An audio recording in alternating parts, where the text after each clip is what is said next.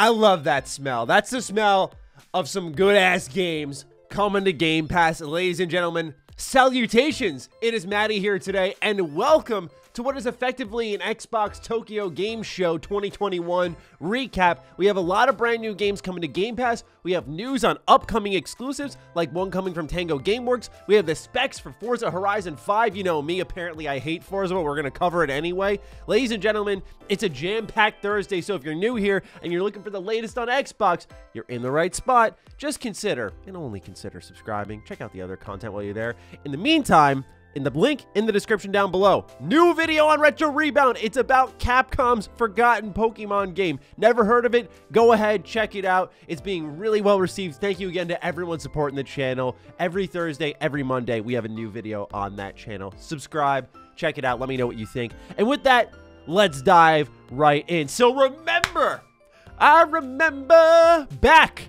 when Maddie talked about Scarlet Nexus, and I said, this game fucking reeks of Game Pass. It had the demo.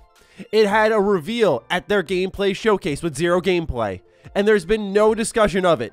Clearly, Scarlet Nexus is a Game Pass game. Now, I was pinning it for launch, but I knew it was only a matter of time, and today, you can play Scarlet Nexus via Game Pass. So I'm sorry to all like 30,000 of you who decided to buy the game within the last 3 months, but this is the sticky situation with Xbox Game Pass, is developers are going to see how many pre-orders can we get, how many sales can we get, and then if that all falls apart, they know Xbox will be there, the safety net, to at least make some money through some type of Game Pass deal. With that said, Scarlet Nexus is available now. This is one that I still have sealed on my shelf.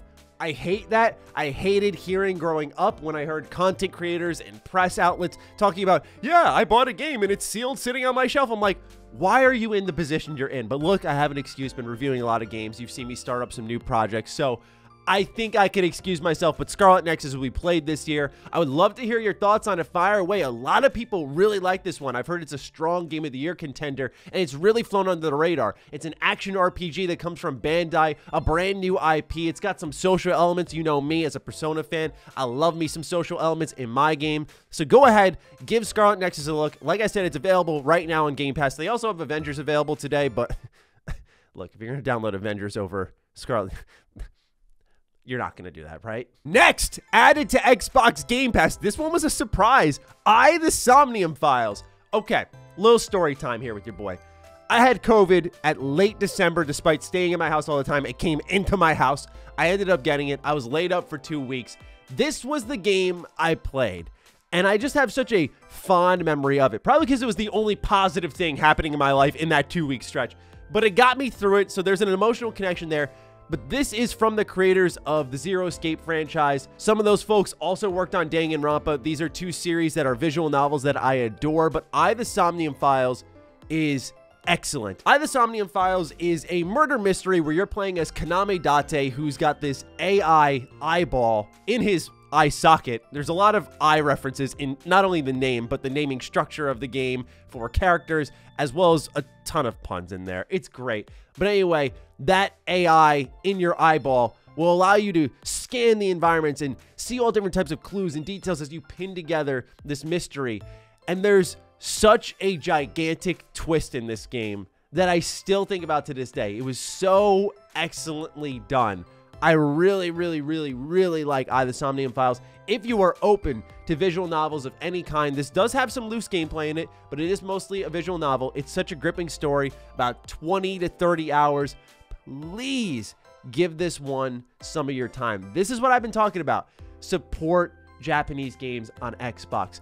They shouldn't be coming this late, but this is what I asked of Xbox for a while. I said, look, I think diving straight into the exclusive bag, buying out studios from Japan, it's just not a smart way of growing the brand there. You got to do slow and steady. And the way I said that was attack the third party. Get those games onto Xbox. And through Game Pass, maybe The Somnium Files can grow. Because again, I will champion this game. It is excellent. And it's probably a quick download too. They also announced this Crazy Goose game is coming to Xbox Game Pass as well. We have more to talk about. But what I will say with the additions to Game Pass is they're very good. But I don't want to sound nitpicky here when I say There needs to be more. That's the reality here. If Xbox wants to win in Japan, these are great for core gamers, but these are half measures anywhere else. They need to do more to say we are in on Japan. That means instead of getting, say, the Somnium Files like 2 years late, have it there day one on Xbox. It's just that simple, right? Being available day one will make a big difference. So then Xbox fans will feel a little bit more inclined to support your Japanese games on your console. Then work your way into exclusivities. Maybe work on some Japanese studios. Get them to join the Xbox family. It's going to be slow and steady. Just know that, ladies and gentlemen. But I think there's still a lot of work that needs to be done. But this is solid. But I just think that we need to have these games day one for sure. Scarlet Nexus was day one. Tales of Arise was day one. That's a great start as well. But we need to see something like the Somnium Files, something kind of obscure niche like that. That needs to be on Xbox. Next up was Todd Howard. He appeared on the stream for Xbox's Tokyo Game Show showcase, saying that Starfield will have a complete Japanese localization just like Redfall, and he mentioned that the game had over 150,000 lines of dialogue. Fallout 4 had 111,000, Skyrim had 60,000, and just for reference, Cyberpunk 2077 had over 100,000. This can be slightly concerning. I am praying with everything I've got, because they've said this is going to be a more hardcore RPG, that they do not voice the protagonist. Todd Howard has gone on record with Fallout 4 of saying they probably shouldn't have done that, but they're glad they experimented and found out. You learned. Now, if we're talking 150,000 plus lines because there's so many alien races, different quest lines, and choices that lead to branching paths that we'll never see, which account for the line total, okay, now we're talking. If I hear that this game does not have a voice protagonist and we have 150,000 lines, I will be slightly encouraged that they have taken this game seriously on a role-playing front. That is a lot, I mean a lot of dialogue there and a lot of world building, and that makes sense for such a brand new universe. So I'm very much anticipating Starfield, as I'm sure a lot of you are aware of, but I don't want to get fully excited yet, because like right there, that's like that's a high number, and a protagonist who's responding to everything that's been said in the game. That'd make a lot of sense if we're at 150,000 lines. So I'm just cautious right now. I'm cautious. I'm like, okay, if this is what I'm hoping for, this is great news, but we'll see in good time. On the topic of the overall video, Japan, great to see that Xbox is focusing on localization. This is actually something I never thought of talking about, but that's really important for them to spread their brand as well, as making their Western games accessible to other audiences. It's not just buying games and making them in Japan and getting exclusives for a Japanese audience. It's also bringing our games to them. So this was also something I never considered, and it is going to be great to see them do that, starting now with Redfall and Starfield. They did make a commitment to Japanese creators. Sarah Bond, head of Xbox Creator Experience and Ecosystem, took to the stage to discuss our commitment to creators in Asia, sharing that Xbox is partnered with over 200 independent developers based in Japan through our ID at Xbox program, providing a stage for exciting indie games and experiences to come to our platform in the future. Many of these games can be discovered with Xbox Game Pass. Furthermore, the way they've reached out to Japan and other regions of the world is by launching Xbox Cloud Gaming in Australia, Brazil, Japan, and Mexico on October 1st if you are a Game Pass Ultimate member, which, if you have the internet to support it, which they're saying you need about 10 megabytes per second download speed to have a optimal playing experience, try it out if you're able to. But this is going to be one of their strongest ways to reach Japan, right? Number one, accessibility. Number two, I think there's a little bit of handheld flair there, right? If you're playing these big budget games on your phone, and as the internet progresses and we get better speeds, you can imagine the future of Game Pass and Xbox is pretty strong globally. It's just going to take a little bit more time there. But these are good steps, right? They're setting up, they said, 200 relations with developers in Japan alone. That's awesome to see. On top of that, cloud gaming, that will get the slow growth going. So I liked what I saw here so far. And then we talk about Tango Gameworks, who's going to be releasing very soon Ghostwire Tokyo. But after that, what's next? We're seeing a little bit of a Deathloop situation here, where Deathloop just released, but we already know what's coming on next for Arcane via Xbox And now we're getting a similar thing here, but just a light tease. So this article comes from IGN. Mikami appeared in a video with Xbox head Phil Spencer as part of Microsoft's live stream event during the first day of Tokyo Game Show and hinted at a new title, saying that John Johannes, the director of The Evil Within 2, is working on it. Mikami mentioned Johannes when prodded by Spencer to talk about Tango Gameworks' philosophy of fostering young new talent. Right now, John is in the middle of working energetically on a new game, Mikami told Spencer. Johannes has been with Tango Gameworks since August 2010 and was their visual effects designer for the 2014 survival horror title, The Evil Within. Johannes served as director for the game's 2 DLC offerings. He then took the torch from Mikami and directed The Evil Within 2, shouldering both the pressure of building upon the franchise and taking the reins from a survival horror legend in Mikami. Johannes helped deliver an experience that garnered mostly positive reviews from critics and players when it was released in 2017. I don't know if I'm just out here on some island, but I loved The Evil Within 1 exponentially more than 2.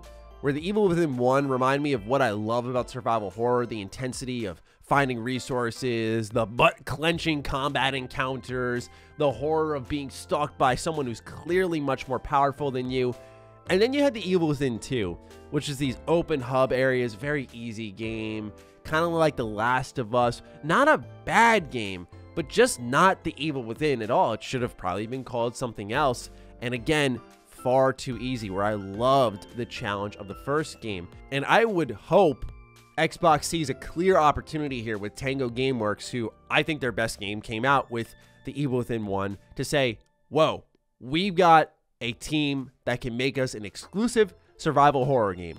With Resident Evil booming, Dead Space coming back, this is our chance to strike gold. Let's do this. That's exactly what I think they need to do. Will they do it? I don't know. Will it be as good? I also don't know, because Mikami directed The Evil Within 1, and you could tell there was a different director behind 2. Not once again that it was bad, but you could tell it didn't have Mikami's delicate hands all over the product. And so that's something that I'm cautiously optimistic about. It's like, okay, this could turn out pretty good, but we'll see in due time. Presumably based off what's been established with Redfall and Starfield, this game, whatever it ends up being, will be Xbox exclusive. Last but not least, we have the Forza Horizon 5 PC specs from the minimum to the recommended to ideal. So you can go ahead, check it all out for yourself, lay your eyes on it, look at all those beautiful numbers and CPUs, GPUs, video RAM, hard drive space, all the stuff that's required for this gigantic game, 110 gigabytes. Don't mind if I do, with a game this absolutely gorgeous. With that, that's everything that was revealed during the Tokyo Game Show hosted by Xbox. Not bad.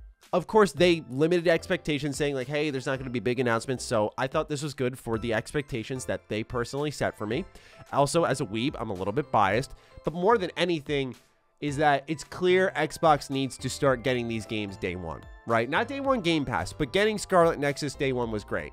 Getting Tales of Arise day one was great. But having something like The Somnium Files day one will be more telling to me, and getting more involved in those niche games, making it where it's not just Switch, not just PlayStation. Like I look at something such as ActRaiser Renaissance.